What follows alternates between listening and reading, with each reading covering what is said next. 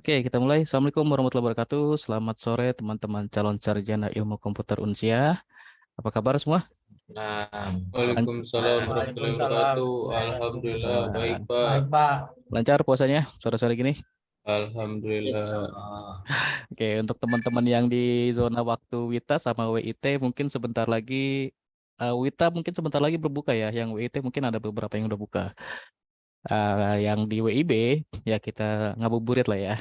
Kita ngabuburitnya dengan ilmu yang bermanfaat. Nah, pahala juga nih. Oke, sebelumnya ini mungkin ada yang sudah semester 2 atau ada teman-teman kita juga yang baru join atau baru gabung di tahun ajaran 2022 ini periode genap. Oke, perkenalkan dulu ya. Jadi kalau yang sudah kenal, alhamdulillah, yang belum kenal jadi biar kita kenal. Nama saya Riyad Sahara, biasa dipanggil Riyad. Nah, ini saya salah satu dosen tetap juga di informatika.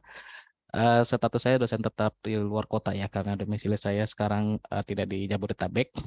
Jadi hanya bisa ngajar beberapa mata kuliah aja, tidak terlalu banyak seperti beberapa dosen yang lainnya. Dan sebelumnya saya juga sebagai kaprodi, tapi saya sudah resign bulan kemarin. Jadi sekarang statusnya hanya dosen tetap saja. Nah, untuk kaprodi informatika memang belum ada ya, sudah ada tapi belum aktif. Nanti kalau sudah aktif, teman-teman akan berkenalan dengan kaprodi yang baru sebagai ketua program studinya yang nanti akan bimbing teman-teman sampai dengan mendapatkan gelar sarjana ilmu komputer. Oke, ini untuk teman-teman yang semester 2 memang statusnya normal karena mata kuliah pemrograman web 1 ini ada di semester 2. Tapi untuk teman-teman yang baru join di semester genap ini, nah ini sudah langsung masuk ke dalam mata kuliah yang di semester 2. Karena untuk setiap semester di Unsia ganjil genap, mata kuliah yang dibuka berdasarkan status semesternya. Apakah status semester ganjil atau semester genap? Kalau semester ganjil yang dibukanya mata kuliah yang ada di semester ganjil. Tapi kalau di semester genap, mata kuliah yang dibuka adalah mata kuliah yang ada di semester genap. Yang ganjil itu apa aja contoh? Mata kuliah semester 1, 3, 5, 7. Yang digenap ya berarti 2, 4, 6, 8. Seperti itu. Kecuali untuk mata kuliah yang ada di semester atas ya, dari semester 5 sampai semester 8. Ada beberapa mata kuliah inti prodi, ya apalagi khususnya mata kuliah peminatan, itu yang akan dibuka setiap semester. Jadi dia tidak terpengaruh semesternya ganjil atau genap. Dia tetap akan dibuka untuk 2 semester tersebut. Mata kuliah umum yang lainnya tergantung status semesternya ganjil atau genap. Begitu ya. Nah, ini pertemuan pertama kita nggak terlalu banyak materinya. Kita masih kenalan-kenalan aja dengan model pembelajaran di Unsia, terus mata kuliah ini tuh nanti capaian atau output yang diharapkan sama outcome itu seperti apa. Belajar apa aja, terus setiap sesi atau setiap pertemuan materi apa yang kita bahas. Nah, itu nanti akan saya jelaskan dalam RPS atau rencana pembelajaran semester. Mungkin teman-teman sudah ada yang menyimak di bagian materi, karena sudah saya share ya untuk materi di sesi 1 ini. Ada beberapa modul atau materi pembelajaran yang saya share. Kalau untuk modulnya 1 ya. Yang pertama itu ada rencana pembelajaran semester atau silabus. Nah, itu perkenalan mata kuliahnya dan perkenalan materi. Yang kedua ada pengenalan dasar HTML, itu materi atau modul perkuliahannya. Lalu ada kuis, ada sesi sinkron, ada sesi forumnya. Oke, sebentar saya share screen dulu biar nggak bingung.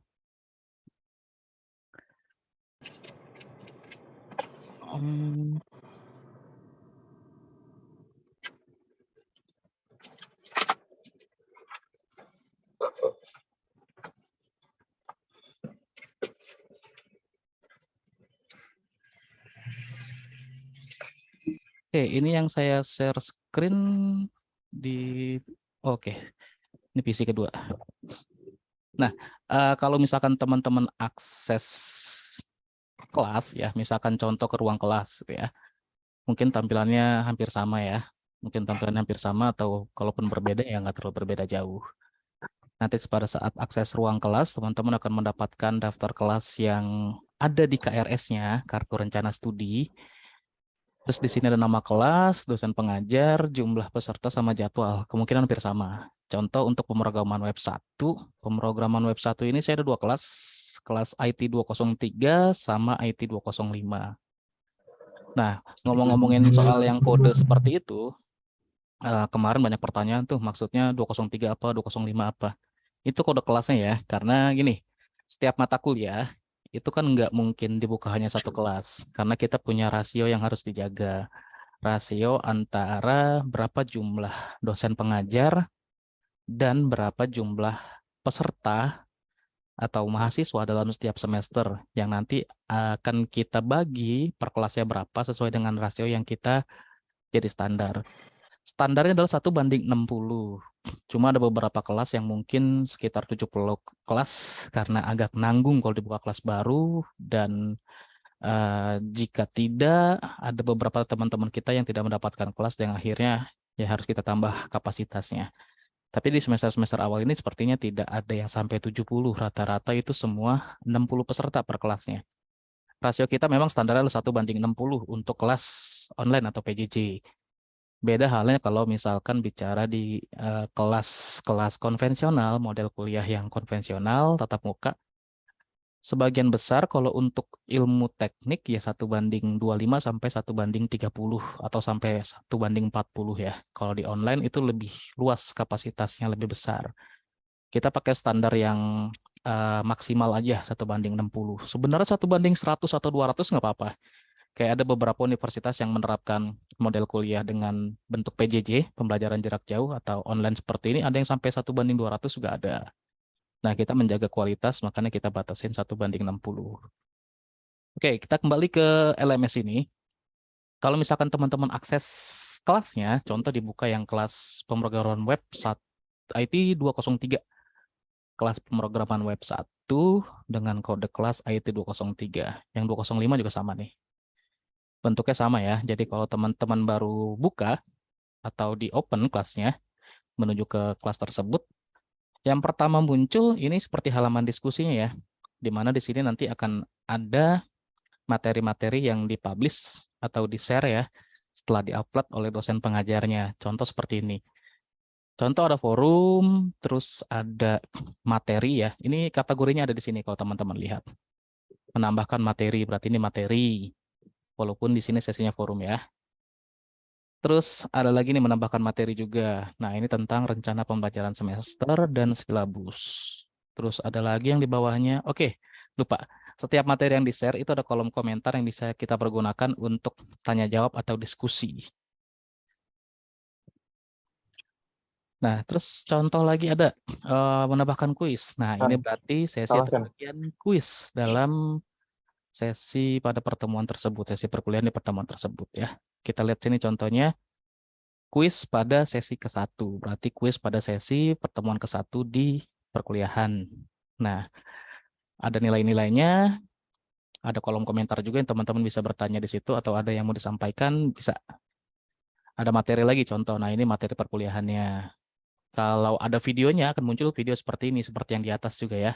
Nah, seperti ini. Tapi kalau nggak ada videonya, biasanya ya nggak muncul kayak gini. Cuma bisa download file materinya aja, atau lihat file materinya. Nah, terus ada sesi sinkron. Oke, sesi sinkron bentuknya seperti ini. Teman-teman bisa langsung klik gabung ke conference sesuai dengan jadwal yang sudah di-set. Jadwalnya sesuai dengan siakat, tapi ini ada kondisi khusus yang nanti akan saya jelaskan. Oke, untuk setiap sesi ini, teman-teman bisa melihat detailnya sebenarnya paling enak sih ya dari halaman diskusi ya. Ini baru satu pertemuan jadi nggak terlalu banyak. Kalau sudah nanti belasan pertemuan, ini halaman diskusinya akan panjang sekali sampai ke bawah. Kalau mau melihat detail dari setiap sesinya, sebenarnya tinggal ke menu yang di sebelah kiri nih. Di panel sebelah kiri, ada yang namanya menu sesi pembelajaran. Kayaknya di akun teman-teman juga pasti akan ada. Nah, kalau teman-teman akses yang sesi pembelajaran, oke, kalau di atas ini kan identitas kelasnya ya. Ada kayak logo atau cover, terus deskripsi mata kuliah, kode kelas, dosen pengajar, jumlah anggota, dan periode akademik. Nah, isi dari sesi pembelajarannya, jika teman-teman buka, ada rencana pembelajaran semester. Artinya ini kayak apa ya? susunan pembelajaran yang akan dilakukan dalam rentan waktu 1 semester ini nanti seperti apa ya. Dan itu akan dituangkan di sini. Contoh tujuan instruksional umum ini sebenarnya capaian ya. Dia masuknya ke tujuan instruksional umum. Ini capaian-capaian yang nanti diharapkan teman-teman dapat dikuasai atau mendapatkan knowledge ini setiap sesinya atau dalam 1 semester ini. Mulai dari menguasai konsep dasar HTML sampai dengan nanti ke CSS untuk styling atau templatingnya. Dan kalau misalkan mau lihat detailnya bisa unduh atau download saja berkas dari RPS-nya. Nanti akan ter-download berkas dari lengkapnya ya, susunan lengkap dari RPS yang sudah dibuat oleh masing-masing dosen pengembang atau dosen koordinatornya. Terus ada daftar pustaka yang dipergunakan dalam pembuatan bahan ajar. Untuk referensi utamanya di pemrograman web 1 ini, saya banyak ambil referensi dari salah satu teman saya yang ada di Petani Kode, dari Mas Ahmad Wardian. Nah, bahasanya cukup simpel, bahasa yang mudah dimengerti, jadi saya ambil sebagai referensi utama. Walaupun banyak referensi yang lainnya, ya. Terus jika ingin akses virtual lab-nya atau simulator online ya, teman-teman bisa akses nih yang bagian virtual lab. Nah, ini adalah virtual lab dan simulator online untuk pemrograman web 1, belajar HTML dan CSS plus JavaScript. Nah, ini ada banyak, ada sekitar 10 yang teman-teman bisa akses yang manapun sama aja ya. Ini istilahnya compiler online. Jadi kalau teman-teman males install softwarenya, bisa pakai yang ada di bagian virtual lab ini. Salah satunya aja, kalau mau semuanya ya boleh. Biar ada komparasi, teman-teman prefer yang mana, silahkan dipergunakan. Nah, kalau ke bawahnya, ini nanti akan ada nih 16 sesi. Ya, kita dalam 1 semester ini memang sesuai dengan aturan dari Standar Nasional Pendidikan Tinggi atau SNDikti, dalam 1 semester, pertemuan itu minimal adalah sebanyak 16 kali, minimal ya. Jadi 14 kalinya adalah tentang materi, penyampaian materi, 2 kalinya ujian. Ada beberapa kampus yang lebih dari 16 kali ada. Nah, kita pakai yang sesuai standarnya saja 16. Jadi kurang lebih dalam 1 semester ini teman-teman akan menempuhnya dalam waktu 16 minggu sesuai dengan sesinya ya. 1 sesi itu per minggu. Nah, 1 sesi per minggu dalam artian berarti dalam 1 minggu ini teman-teman harus menjalankan semua aktivitas atau kewajibannya untuk sesi pembelajarannya.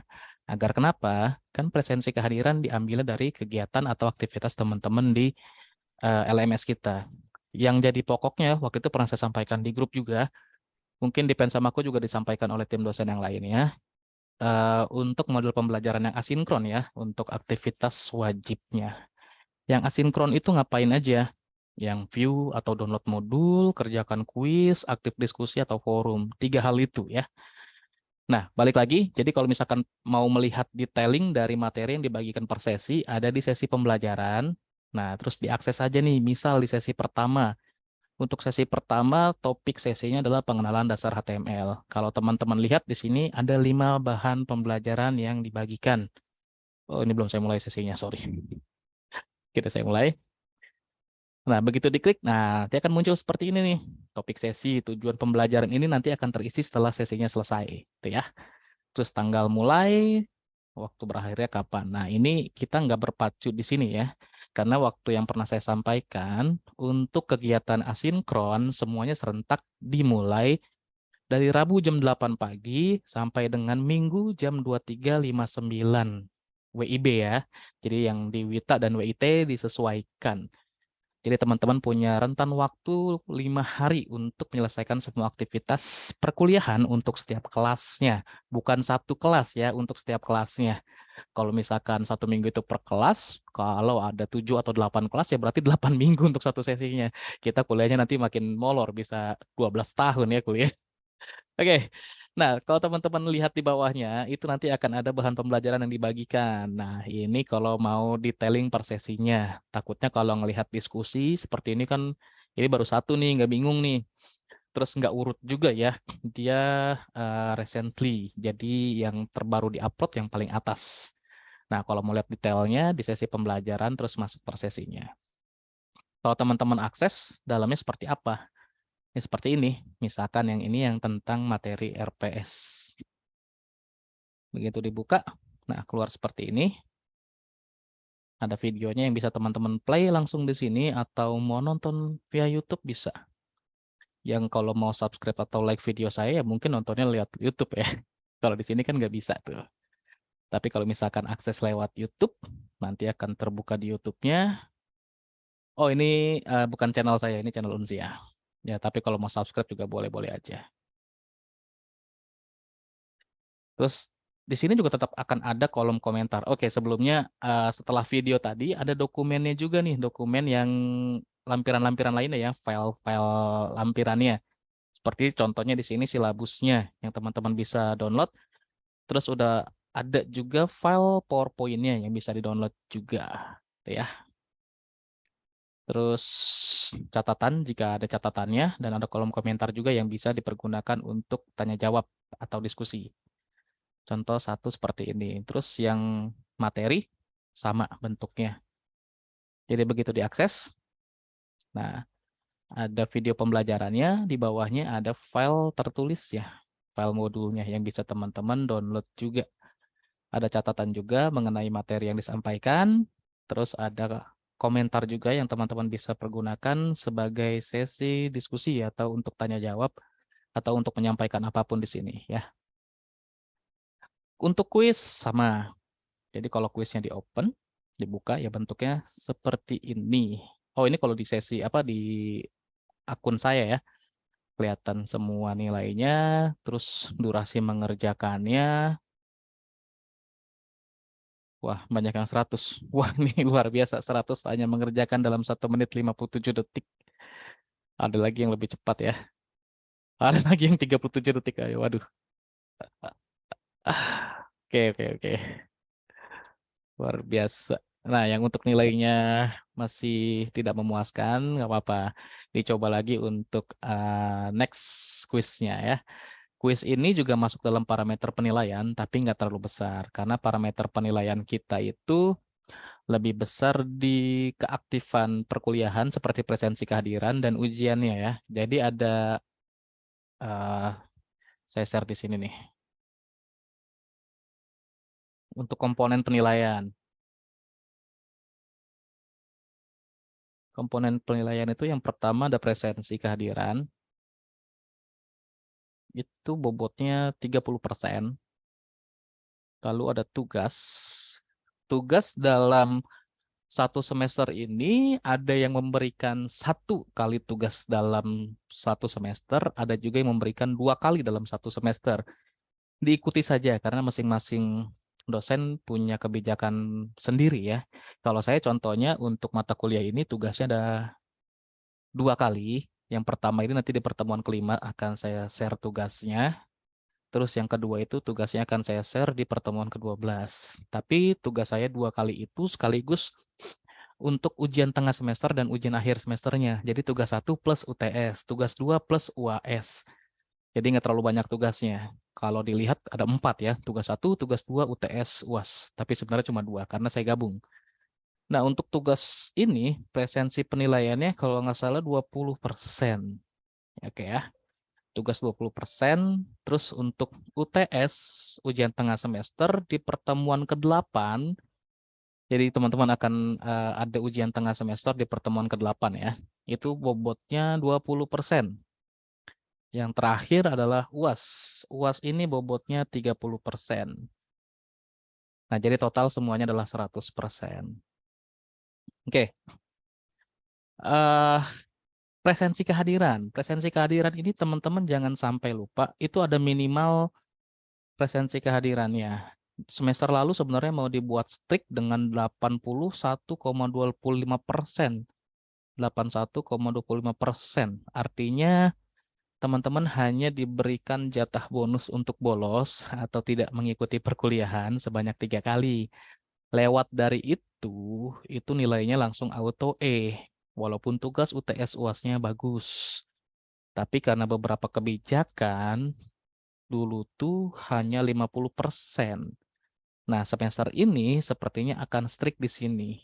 Jadi jangan sampai tidak mengikuti proses perkuliahannya atau tidak mengerjakan aktivitas yang menjadi kewajiban teman-teman. Untuk mendapatkan presensi kehadiran kan sebenarnya mudah ya. Teman-teman itu hanya tinggal menjalankan aktivitas asinkron aja. Nah, aktivitas asinkron itu apa aja sih? Aktivitas asinkron tadi yang saya sebutkan ada 3 ya. View atau download modulnya, modul perkuliahan, terus mengerjakan kuis.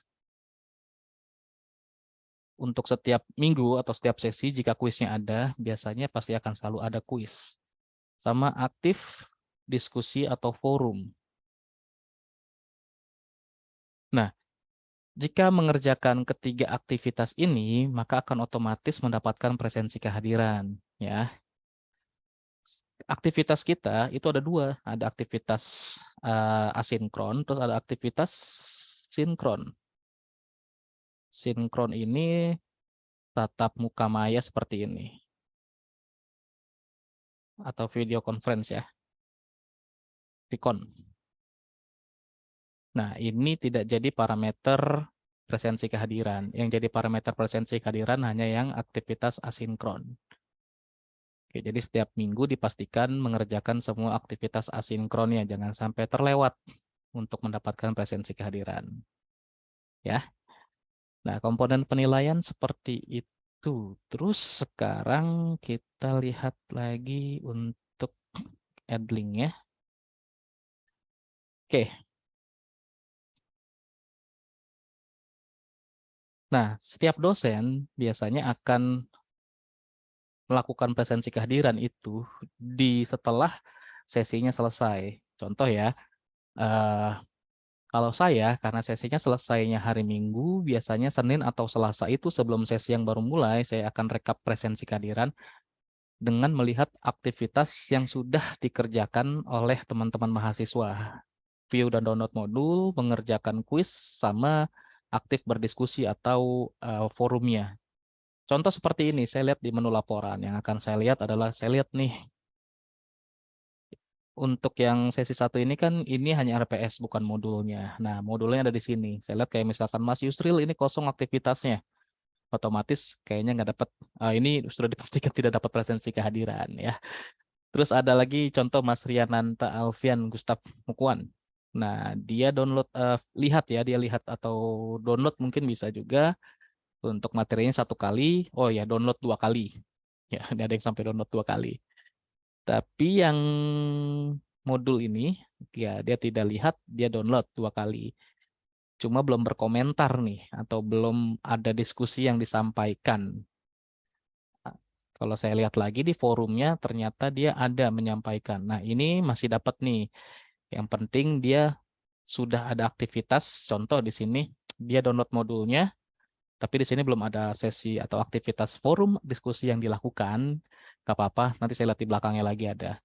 Kuis mengerjakan dapat nilai 100 contohnya.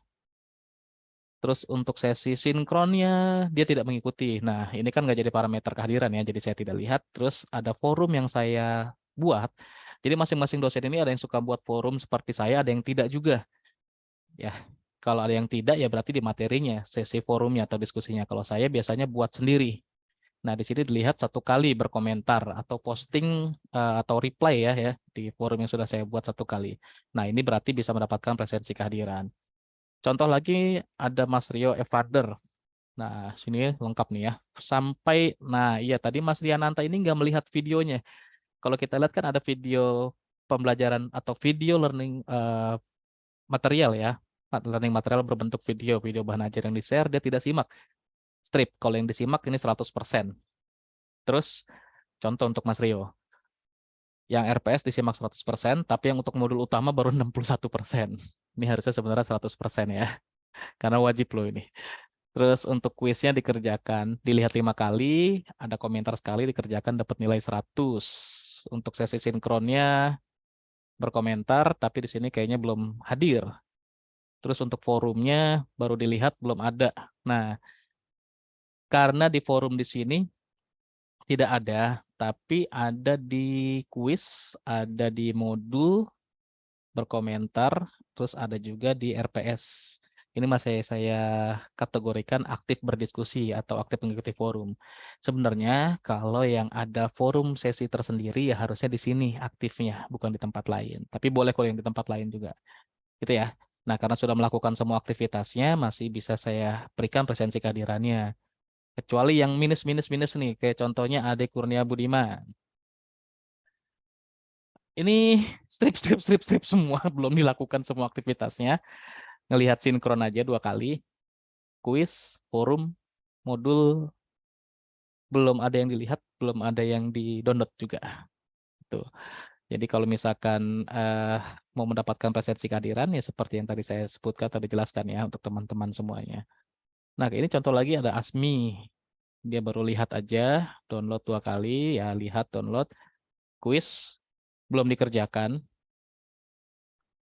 Sinkron, baru dilihat tapi nggak ikut. Forum juga belum ada. Nah, ini nggak bisa dapat presensi kehadiran, walaupun di sini ada aktivitasnya. Hanya melihat aja tapi tidak dilakukan. Kayak kuis hanya melihat aja tapi tidak dikerjakan. Nah, ini kan berarti miss dari aktivitasnya ya. Terus kayak modul-modul juga ini contohnya hanya lihat tapi untuk modul yang video tidak disimak, setengah-setengah lah ya. Yang paling berpengaruh ini kayak kuis nih belum dikerjakan sama sekali jadi komponennya benar-benar hilang. Kalau kayak tadi teman kita yang sebelumnya kan oke lah dilihat, di-download, masih 61% untuk menyimak videonya, masih oke lah ya, ada progresnya. Masih bisa dapat. Tapi kalau kayak Asmi begini, contoh, ini nggak dapat presensi kehadiran ya. Jadi teman-teman harus perhatikan masalah seperti itu.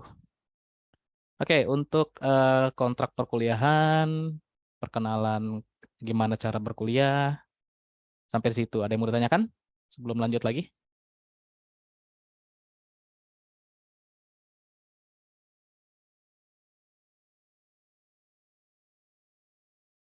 Silakan jika ada yang mau ditanyakan.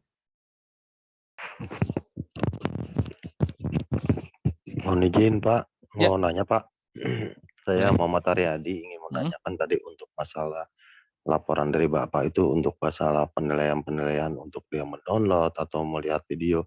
Seandainya kalau misalkan lihat video nih Pak, hmm, tiba-tiba di tengah jalan kita misal dalam keadaan bekerja, terus hmm. kita lanjutkan lagi, apakah itu bisa berapa persennya gitu Pak? Apa bisa Oke, 1% atau gimana gitu? Terima kasih. dia tersimpan kok. Misalkan ya, tadi siapa? Muhammad Taryadi ya. Ya, Mas Muhammad Taryadi ini misalkan baru nyimak setengahnya gitu ya. Terus karena pekerjaan di skip dulu atau di stop dulu.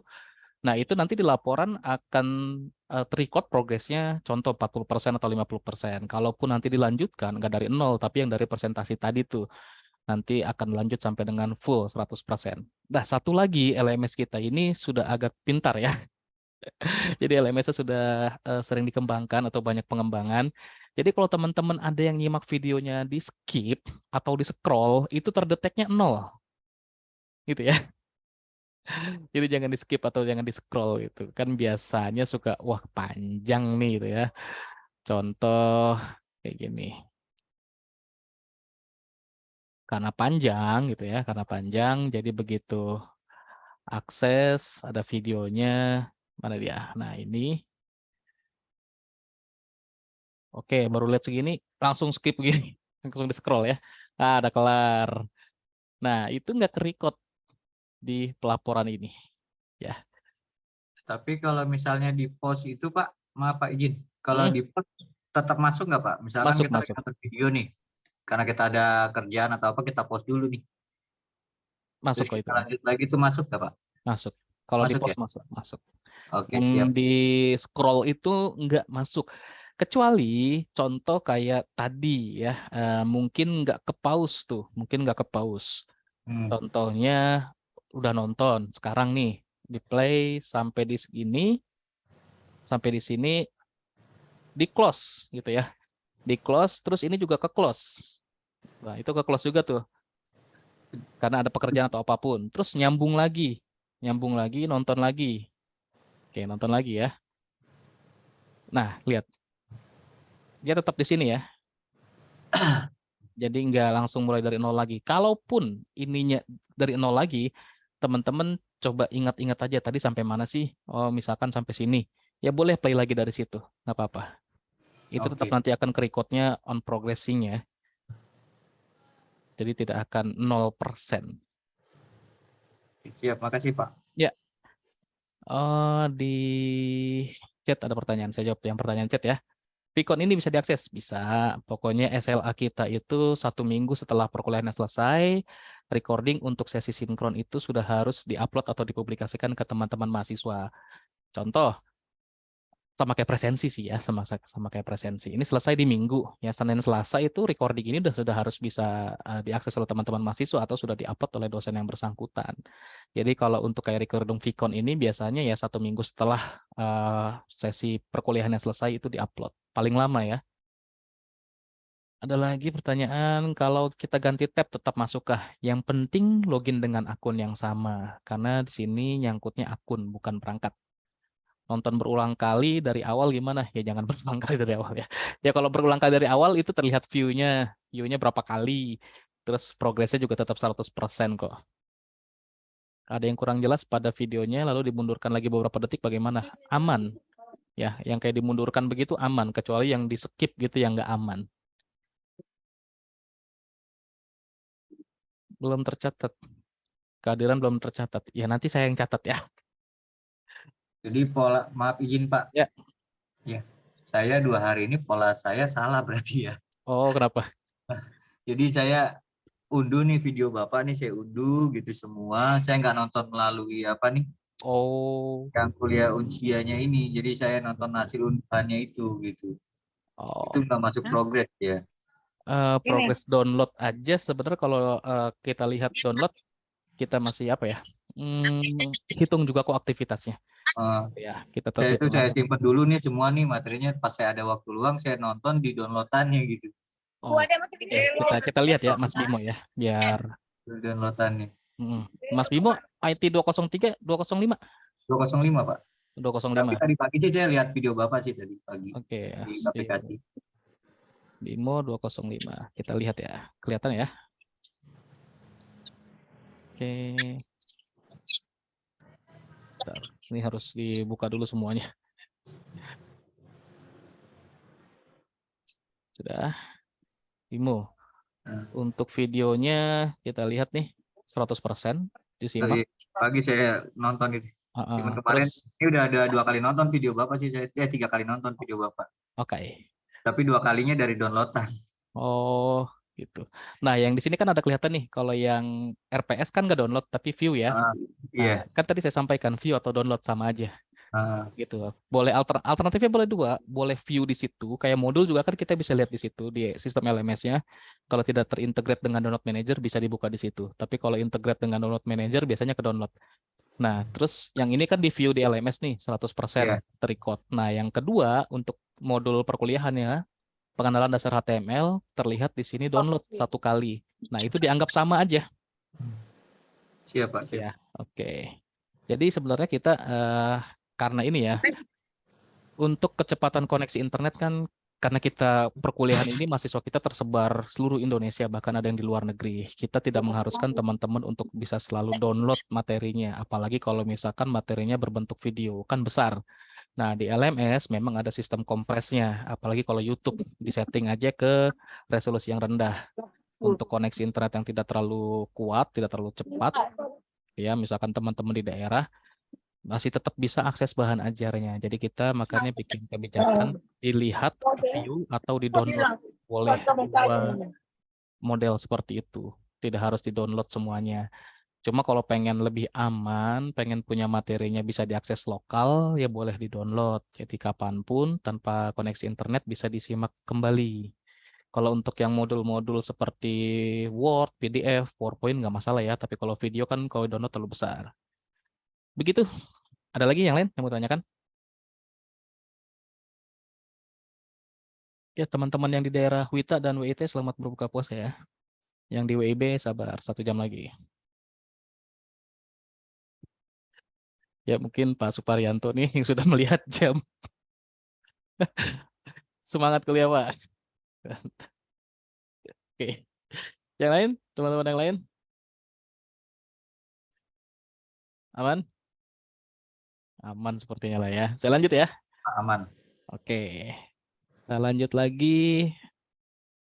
Nah, kayak misalkan sesi sinkron seperti ini. Kalau di prodi lain, ini cuma share pengalaman aja. Ada beberapa dosen yang mengharuskan teman-teman itu on cam. Nah, di informatika, waktu saya masih ada menjabat gitu ya, saya tidak mewajibkan untuk teman-teman atau dosennya untuk on cam. Jadi asal pun tetap disimak gitu ya, tidak harus menampilkan wajahnya lewat kamera, tidak apa-apa. Karena di informatika sendiri kita punya salah satu aturan tidak tertulis mengenai etika untuk komunikasi. Tidak harus nampak secara visual, yang penting tetap respect aja sopan. Dan ada etika komunikasi yang berhubungan dengan toleransi kita terhadap koneksi internet.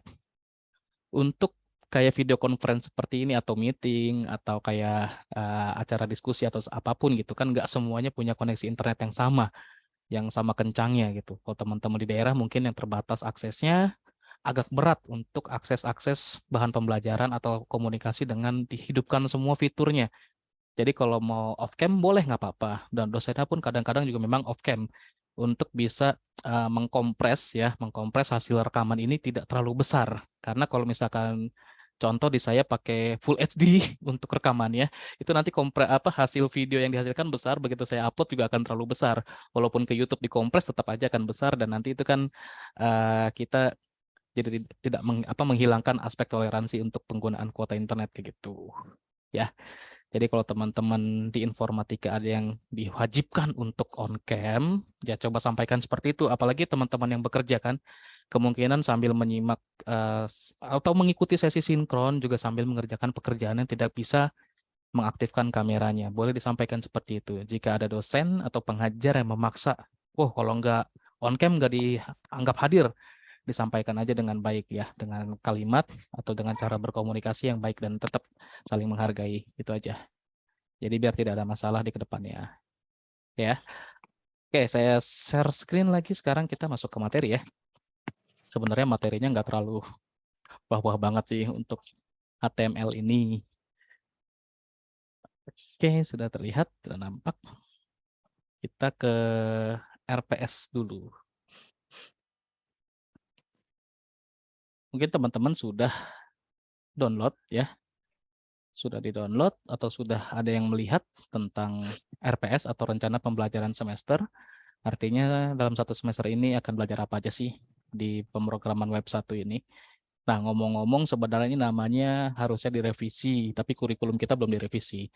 Karena web 1 ini kita belajarnya bahasa pemrograman, bukan bahasa pemrograman. Kita belajar tentang HTML, Hypertext Markup Language, terus CSS, Cascading Style Sheet, terus ada JavaScript yang untuk UI juga. Dulu pernah ada perdebatan di kelas kita tuh, karena nama mata kuliahnya pemrograman web. Sedangkan HTML ini sebenarnya adalah bukan bahasa pemrograman. HTML ini hanya markup language.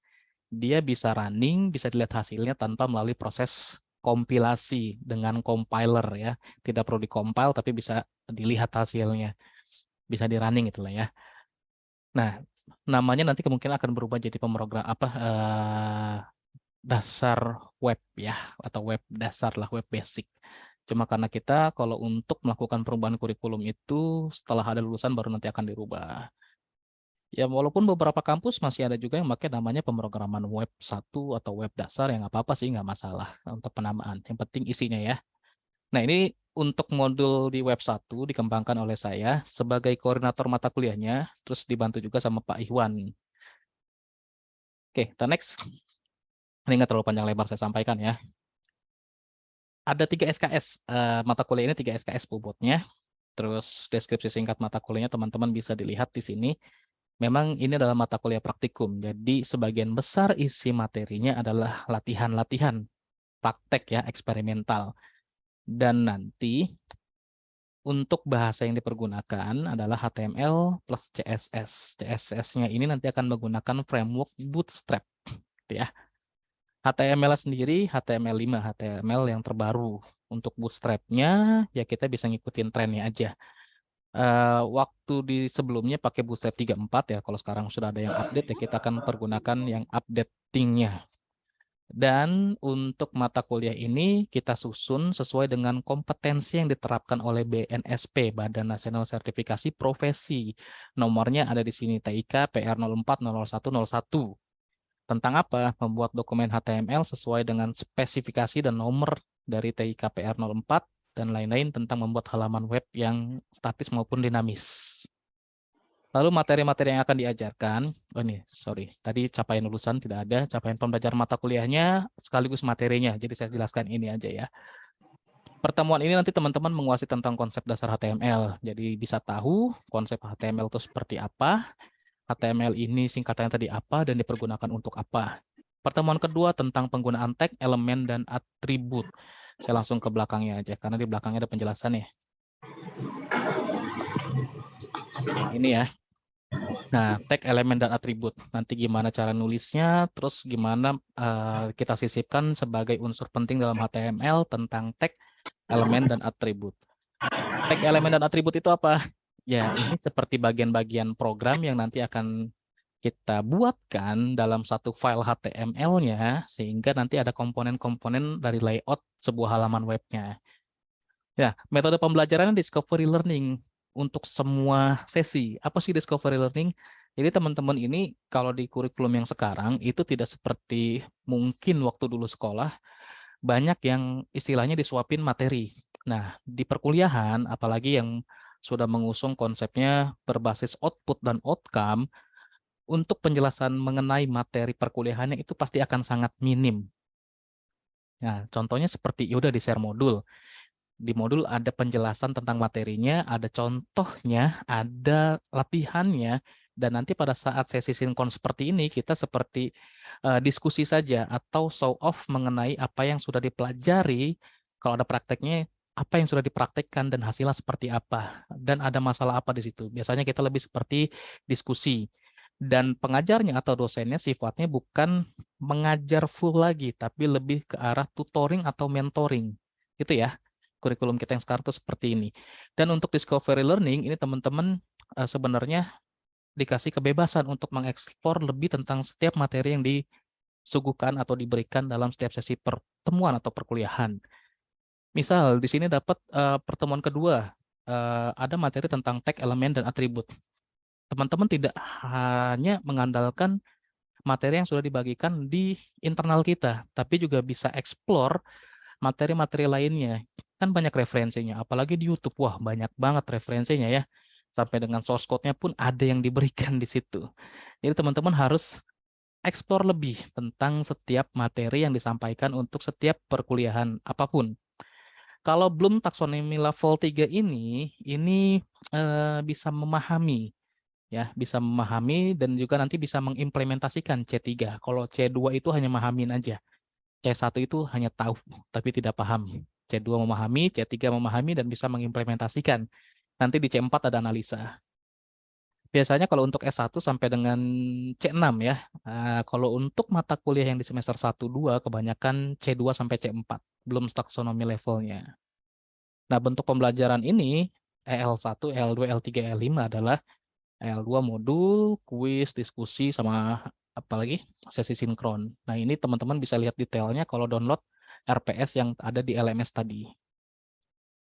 Nah, pertemuan ketiga tentang pembuatan paragraf ya. Terus ada atribut-atribut apa aja dalam paragraf. Maksudnya pengaturan layout atau tata letak dari paragraf ataupun komponen tambahannya. Misalkan paragrafnya mau ditaruh di kiri, di tengah, atau di kanan. Terus isi konten paragrafnya mau contoh align dalam Microsoft Word, ada yang align-nya left, ada yang center, ada yang justify, rata kiri kanan, atau ada yang rata kanan gitu ya.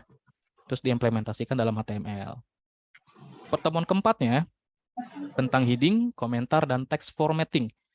Ini berguna atau kegunaannya pada saat kita mau isi kontennya, tapi based on text. Nah, teks ini kan kalau monoton, pembaca juga agak males ya bacanya kalau monoton gitu-gitu aja, kalau tidak ada formattingnya atau kustomisasinya.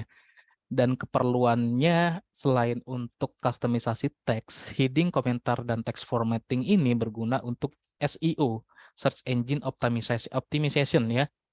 Selain tadi di tag, elemen, dan atribut. Jadi belajar HTML ini sebenarnya banyak kegunaannya, walaupun ini basic dan ada pertanyaan masih seperti pertanyaan diskusi saya ya, masih relevan nggak sih dengan aplikasi yang ada di era sekarang ini? Nah, kalau untuk aplikasi-aplikasi yang berbasis web, jadi aplikasi website, ya pasti masih sangat relevan dan masih sangat berguna. SEO itu sangat tergantung dengan elemen tag, heading, atau atribut-atribut yang ada dalam sebuah file HTML dari sebuah halaman website. SEO itu untuk apa sih? Jadi website kita itu bisa dikenali oleh mesin pencari. Syarat website yang bagus agar bisa dikenali SEO itu harus SEO friendly. Membuatnya seperti apa? Nah, biar penasaran nanti saya jelasin di next pertemuan ya. Kalau sekarang banyak banget itu butuh sesi khusus untuk menjelasinnya. Next, ada link. Link pada HTML. Link ini juga bisa kita buatkan sebagai menu di HTML ini. Link juga ada banyak jenisnya ya, tautan ya link itu. Ada yang internal, ada yang eksternal gitu ya. Dan punya atribut juga. Keenam, ada gambar dan tabel. Pasti konten website bukan hanya teks. Terkadang kita ada masukkan gambar atau menyisipkan gambar, atau juga bisa membuat gambar di situ dengan CSS. Terus juga table sebagai konten juga pastinya ada ya dalam sebuah konten web. Nanti juga akan dijelaskan atribut-atribut untuk gambar dan table. Ketujuh, list. Nah, list ini ada beberapa bentuk nih. Ada yang order list dan ada yang unorder list, dan bentuknya lagi beda-beda nih. Dan ini juga sama ya, seperti di konten web juga ada yang list seperti, contoh lah inilah listnya nih. Menggunakan video e-learning, PPT, modul, materi yang terdiri dari, nah ini kan list nih, pengertian list, mengenal elemen list, implementasi list, sampai persiapan UTS. Ini adalah list nih. 4 teks ini atau 4 konten ini adalah list yang menggunakan unorder list. Ya, karena dia bentuknya tidak order, tidak bisa kita order, bisa kita urutkan. Yang order itu contohnya listnya tidak berbentuk simbol seperti ini. Contoh dengan angka 1, 2, 3 atau dengan huruf A, B, C dan lain-lain. Oke ya. Nah, di pertemuan ke-7 ini ada small group discussion. Kenapa ada SGD-nya di sini? Karena nanti di pertemuan ke-7 akan diberikan pengantar untuk ujian tugas ujian tengah semesternya gitu ya. Jadi ada small group discussion-nya di situ. Dan ini juga kita akan review materi dari pertemuan 1 sampai dengan pertemuan ke-7. 8 ada UTS tidak dijelaskan, 9 membuat form untuk seperti isian ya. Ada field-fieldnya juga dalam form tersebut yang nanti akan dijelaskan. Elemen semantik. Nah, elemen semantik juga hubungannya dengan SEO nih ya. Makin bagus penggunaan elemen semantik, makin mudah dikenali webnya oleh SEO atau search engine yang ada seperti Google, Bing, Yahoo, dan lain-lainnya ya. Dan nanti di pertemuan 10 ada tugas besar atau project assignment yang akan dijelaskan. Paling cepat di pertemuan 10, paling lama di pertemuan ke-12. Dan project assignment ini atau tugas besarnya itu sekaligus untuk UAS-nya atau ujian akhir semester. 11, menampilkan video. Tadi ada gambar, ada audio, video juga kita akan pelajari untuk menampilkannya. Nggak lengkap kayaknya kalau file multimedianya cuma gambar dan audio. Termasuk video nanti akan kita buat. Kayak tadi di LMS, kan ada video pembelajaran yang bisa ditampilkan di situ. Nah, kan kita pelajari gimana caranya menampilkannya. Terus bisa kita tambahkan subtitle juga, ya dengan ada implementasi format untuk video yang akan kita masukkan ke HTML.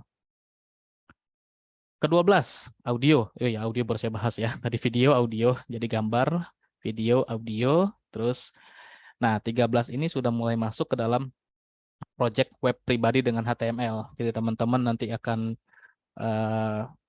bisa lihat step by step atau ada contohnya juga untuk membuat web pribadi dengan HTML ini seperti apa.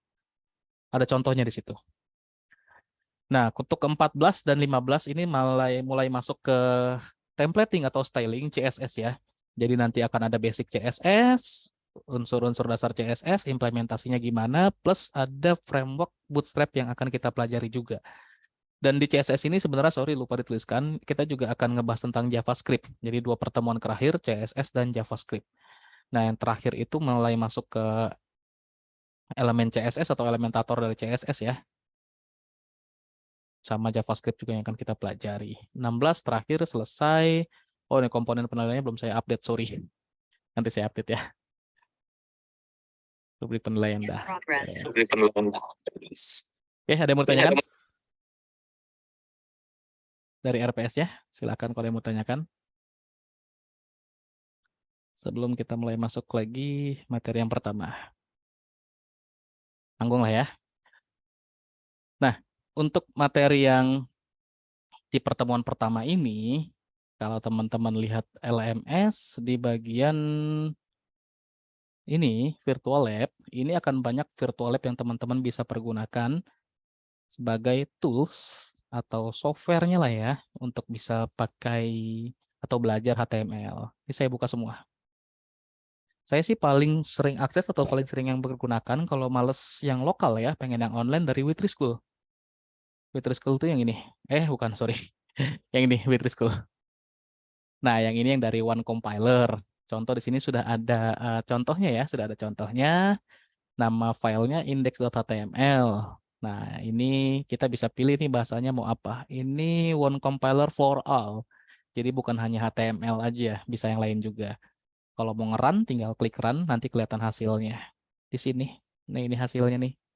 Hello World dengan elemennya H1, heading 1 untuk title ya. Dia pakai CSS nih, tapi CSS-nya di sini ya, secara langsung inline pakai title dan ada warnanya karena dia pakai sudah punya style yang sudah dia buat nih di sini nih.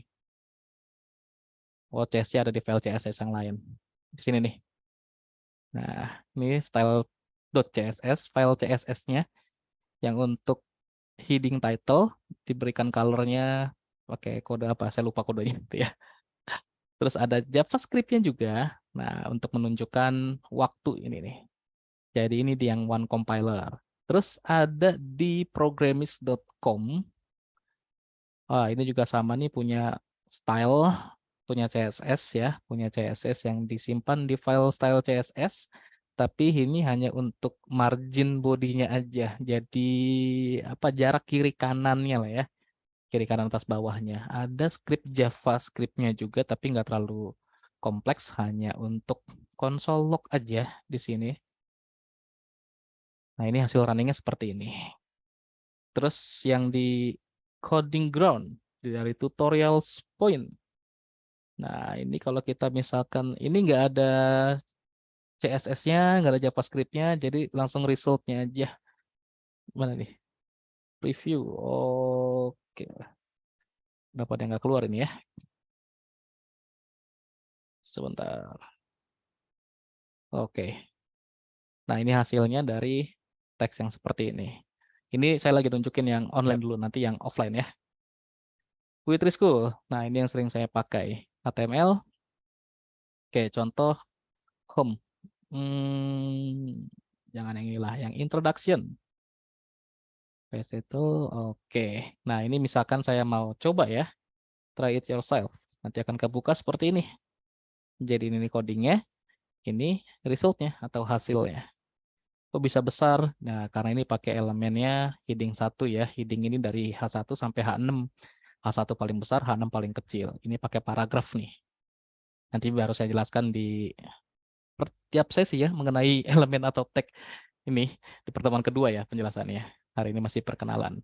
Nah, ini dari Online GDB. Online GDB ini sama seperti yang One Compiler. Dia bisa untuk bahasa pemrograman yang lain. Tinggal kita pilih aja. Mau HTML, mau C#, C, C++, Java, Python, dan lain-lain. Nah, ini banyak banget. Nah, ini contohnya HTML. Nah, HTML aku begini doang ya. Ya, begini juga bisa running. Kalau misalkan kita run, wah hasilnya begini ya. Coba lagi.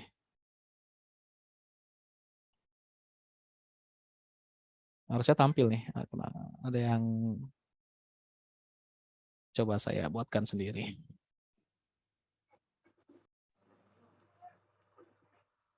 Loh, kok? Oh gitu.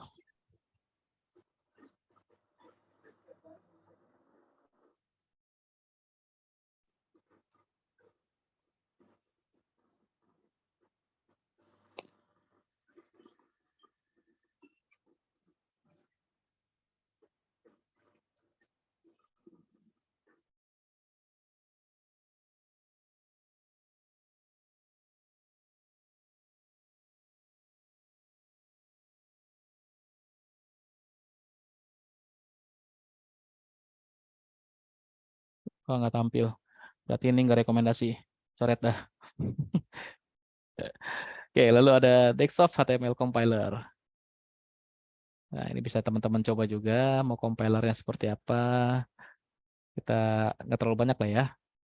Nah, ini juga ada lagi dari Solo Learn. Ya, yang tadi nggak saya lihat runningnya ya. Ini ada beberapa yang runningnya oke, ada yang tidak. Oh, ini bodinya nggak ada nih.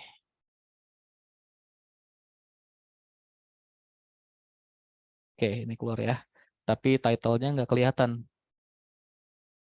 Nah, ini yang ada di Replit. Ini harus sign up dulu ya, teman-teman harus bikin akun. Nah, ini yang misalkan teman-teman mau pakai Chrome, tapi ini sifatnya extension. Jadi extensionnya dari Google. Oke, terus kalau mau yang offline apa? Banyak offline mau pakai Notepad biasa juga bisa. Mau pakai Notepad atau text editor yang kekinian seperti VS Code juga bisa. Contoh Notepad biasa dah. Ya, ini kan Notepad biasa ya. Oh, nggak ke-share ya. Nah, ini kan Notepad biasa. Nanti saya jelaskan ya, ini saya bikin apa gitu. Sekarang saya tulis-tulis dulu aja. Sebenarnya penjelasannya ada di modul kok, teman-teman bisa akses modulnya.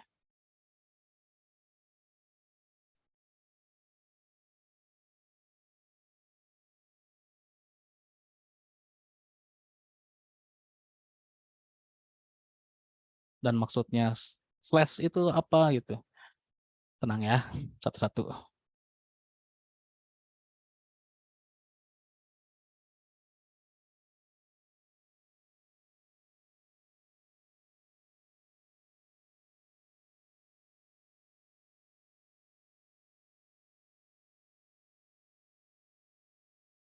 Sayangnya kalau di Notepad ya begini, capek ngetikin elemen-elemennya atau tag-nya.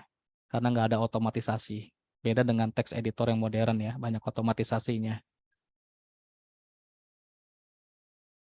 Nah, ini penjelasan untuk yang di text editor modern ataupun di text editor apapun, pada saat kita mau save sebuah halaman website, kita save as, pastikan extensionnya adalah HTML. Wah, ini ada hutang laporan penelitian saya di sini. Oke, misalkan web pertama, namanya jangan pakai spasi ya. Kalau pakai spasi nanti akan muncul /20. Di modul ada penjelasannya, teman-teman silakan disimak di modul ya. Di sini saya melakukan penamaan dengan tanpa spasi ataupun saya pakai underscore atau pakai strip seperti ini boleh kalau mau dipisahkan. Atau kalau misalkan ada dua katanya ya boleh kayak gini. Jangan lupa ekstensinya .html atau .htm dan dipilih ini jangan teks dokumen. Kalau save as tipenya masih teks dokumen, walaupun extensionnya .html, ini jika di Notepad biasa. Tetap aja kesimpannya sebagai teks biasa yang nggak bisa kita running di browser. Contoh ini saya save sebagai web pertama HTML, tapi teks dokumen ya. Saya save, terus saya lihat filenya. Ada di dokumen.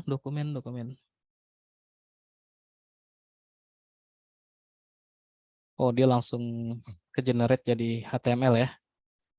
Walaupun saya tadi model nge-save-nya seperti ini. Ini teks dokumen txt, harusnya pakainya yang all file. Oke.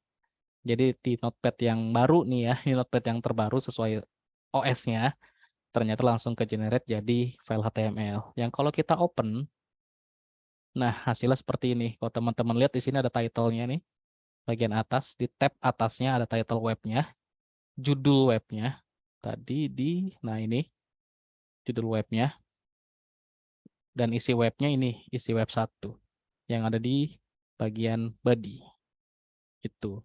Ini kalau misalkan pakai text editor contoh Notepad biasa, pakai Word bisa juga. Terus kalau mau pakai text editor yang modern, contoh kayak pakai VS Code, ini lebih enak lagi. Visual Studio Code. Jadi kalau teman-teman mau download, sorry, tinggal searching aja VS Code. Nah, tinggal download aja ya. Tinggal download aja. Contoh saya di sini ada VS Code ya, ada VS Code dan saya di sini mau bikin sebuah file HTML nih. Nah, kalau saya bikinnya kayak gini, jadi pakai new file, terus saya langsung ketikin gini, dia nggak ada suggestion-nya, atau ada suggestion-nya tapi ya begini doang tuh, nggak langsung nge-generate satu coding utuh. Saya biasanya kalau buat HTML di VS Code saya save dulu. Saya save dulu, misalkan saya save-nya di sini. Web pertama lagi. Nah, ini save as tipenya. Kita di sini nggak usah ngetikin extensionnya, tinggal kita pilih aja tipenya apa, HTML, ASP, C, C#, dan lain-lain. Bahasa pemrograman di sini banyak. Tinggal pilih yang HTML, saya tinggal tuliskan namanya, tinggal saya save. Udah di save, nanti saya cuma ngetikin beberapa karakter kayak gini ya. Ini nanti akan ke-generate nih, saya mau bikin apa. Tuh, otomatis sudah ada. Ini HTML5. Tinggal saya buat judulnya aja. Judul web. Terus body-nya isi dari web, contoh. Atau kalau biar kelihatan saya pakai H1.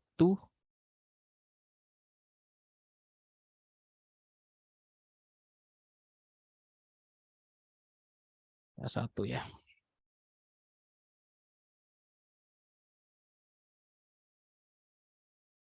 Nah, sudah banyak otomatisasinya.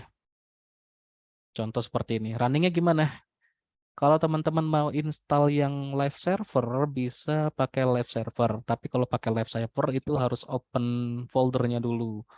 Terus kalau di sini juga bisa buka langsung di default browser. Contoh default browsernya saya adalah Chrome. Tapi kalau mau saya buka lewat foldernya, saya cari foldernya. Nah, ini saya open di sini. Saya double klik. Nah, ini yang tadi web saya buat di ini ya, VS Code ya. Terus kalau misalkan saya runningnya lewat seperti ini, yang klik kanan, terus open in default browser, sama. Munculnya seperti ini. Nah, kalau misalkan saya mau running lagi dengan server saya, nah saya harus buka folder webnya dulu. Folder filenya saya bukanya di mana. Contoh, saya di sini open folder yang ada di dokumen. Oke, ini saya save dulu semua.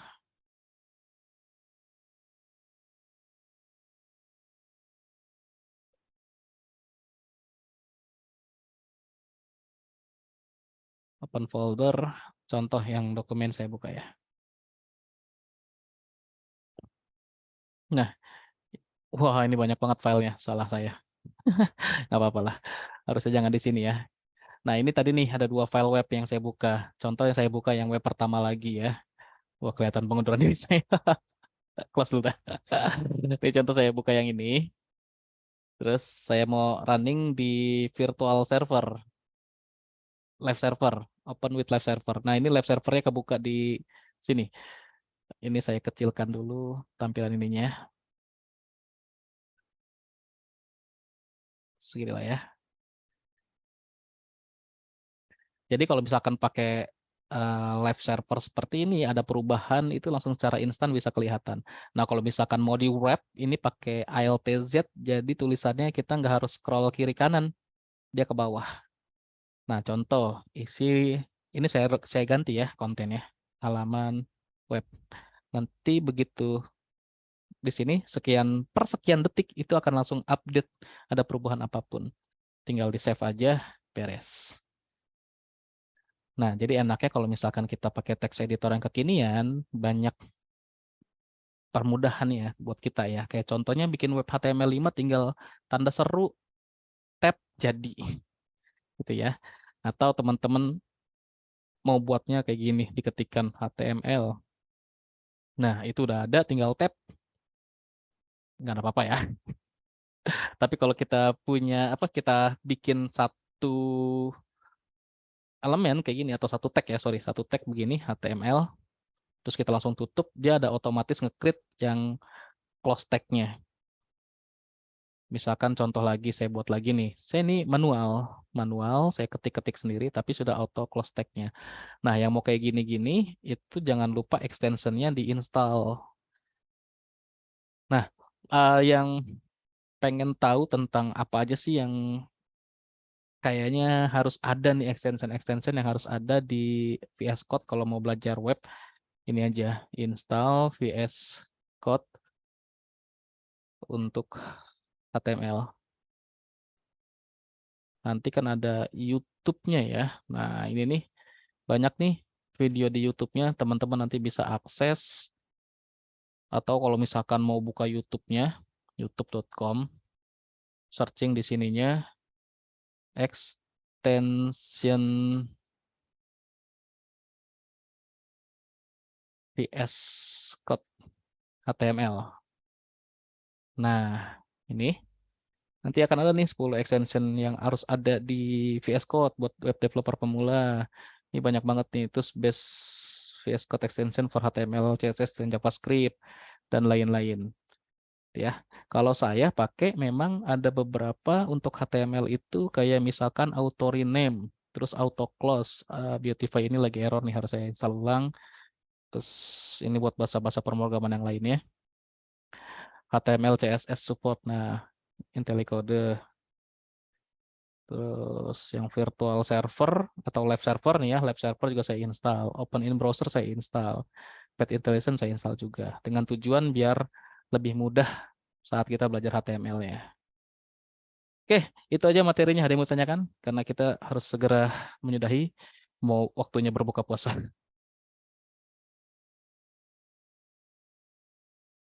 Silakan kalau ada yang mau ditanyakan.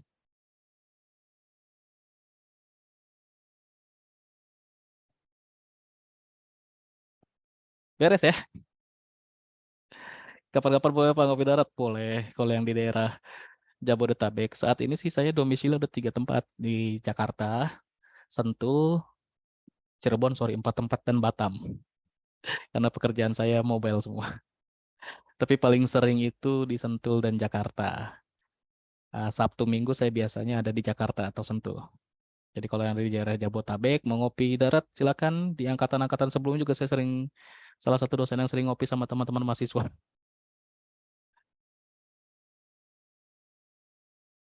Oke, ada yang mau tanyakan? Silakan.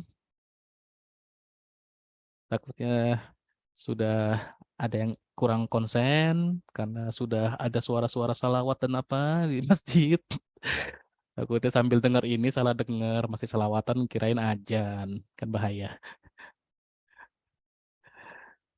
Aman ya?